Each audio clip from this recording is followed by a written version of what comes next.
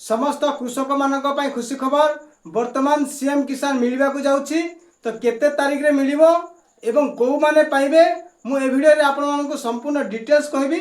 तो चलंतु वीडियो को स्टार्ट करिवा। आमे समस्ते जानिछे वर्ष को दुईटी किस्ती रे सीएम किसान 4000 टंका मिली थाए। गोटिए किस्ती अक्षय तृतीया रे आउ गोटिए किस्ती नुआखाई अवसर रे मिली थाए। वर्तमान ए वर्ष अक्षय तृतीया रो किस्ती मिलिथिबा बेले परवर्ती किस्ती आसंता नुआखाई रे मिलिबा को जाउछि। हमर नुआखाई होछि आसंता सेप्टेम्बर 15 तारिख। एही दिन आसीबो सीएम किसान 2000 टंका। तो को माने ए नुआखाई अवसर रे सीएम किसान टंका पाइबे ओ को माने पाइबे नाही आसंतु संपूर्ण डिटेल्स ए वीडियो रे जानिबा। जे कोनोसी ब्राउजर ओपन कर देबे। ओपन कला परे ए सर्च बार रे टाइप कर देबे cmkisan.odisha.gov.in लिखि के सर्च कर देबे। तापरे एमिति ऑफिशियल होम पेज टी ओपन हे जिवो।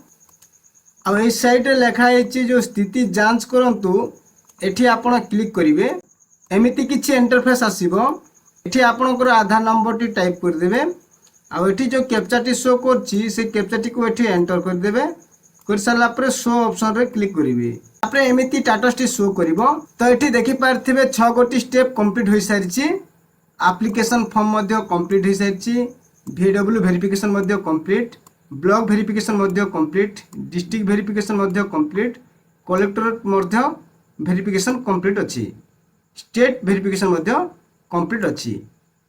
एमिति आपनकर जो 6टी स्टेप अछि कंप्लीट थिबो एवं ता तले जो लेखा हे थाए एठी जो लेखा हेछि इलिजिबिलिटी स्टेटस एठी आपनकर इलिजिबल थिबा दरकार। जदि एठी आपनकर इलिजिबल अछि ताहले आपण निश्चित रूप रे सीएम किसान टंका पाया पई योग्य। वर्तमान जो माने न्यू अप्लाई करथिले बा वर्तमान अप्लाई करिसंती तो सेमानकर जदि स्टेटस केमिति थिले आपनकर एई नुआखाई अवसर रे मिलियो मु आपन कहि दोछि। तो एटा देखि पारथिबे आउ एको एप्लिकेंट कर स्टेटस तांकर वर्तमान 5 गोटी स्टेप कंप्लीट होइछि। केवल लास्ट स्टेज ही तांकर बाकी अछि बा पेंडिंग अछि जोटा स्टेट वेरिफिकेशन। तो जो मानकर एमिति अछि से मानकर मध्य एई नुआखाई अवसर जो मिलिबा को जाउछि से टंकाटी से माने निश्चित रूप रे एटा पाइबे। तो को मानकर मिलिबो नै मु आपनको आउ गोटी एप्लिकेंट कर स्टेटस मु आपनको देखाइ दोछि। देखि पारथे एई एप्लिकेंट कर तांकर केवल गोटी स्टेप ही कंप्लीट हेछि अर्थात तांकर एप्लिकेशन फॉर्म टी कंप्लीट हेछि आ बाकी जो वेरिफिकेशन रहिछि सब पेंडिंग अछि। तो जो मानकर एमिति थिबो जदि सेप्टेम्बर 15 पूर्व एटा यदि कंप्लीट न हुए ताहले आपनकर किस्तीटी मिलिबो नाही।